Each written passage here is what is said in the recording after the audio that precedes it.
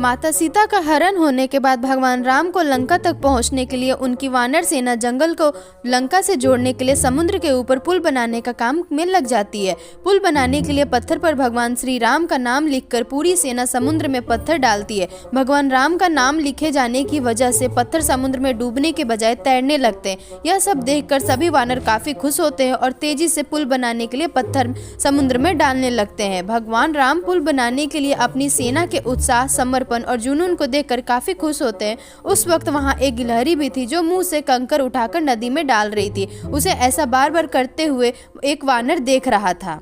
कुछ देर बाद वानर गिलहरी को देखकर मजाक बनाता है। वानर कहता है, हे गिलहरी, तुम इतनी छोटी सी हो, समुद्र से दूर रहो, कहीं ऐसा न हो कि तुम इन्हीं पत्थरों के बीच दब जाओ। यह सुनकर दूसरे वानर भी गिलहरी का मजाक बनाने लगते हैं। गिलहरी यह सब सुनकर बहुत दुखी हो जाती है। भगवान राम भी दूर से यह सब होता देखते हैं। गिलहरी की नजर जैसे ही भगवान राम पर पड़ती है, वो रोते रोते भगवान राम के समीप पहुंच जाती है। परेशान गिलहरी श्री राम से सभी वानरों की शिकायत करती है। तब भगवान राम खड़े होते हैं और वानर सेना को दिखाते हैं कि गिलहरी ने जिन कंकरों व छोटे पत्थरों को फेंका था, वो कैसे बड़े पत्थरों को एक दूसरे से जोड़ने का काम कर रहे हैं। भगवान राम कहते हैं, अगर गिलहरी इन कंकरों को नहीं डालती तो तुम्हारे द्वारा फेंके गए सारे पत्थर इधर उधर बिखरे रहते। ये गिलहरी के द्वारा फेंके गए पत्थर ही है जो इन्हें आपस में जोड़े हुए हैं। पुल बनाने के लिए गिलहरी का योगदान भी वानर सेना के सदस्यों जैसा ही अमूल्य है। इतना सब कहकर भगवान राम बड़े ही प्यार से गिलहरी को अपने हाथों से उठाते हैं।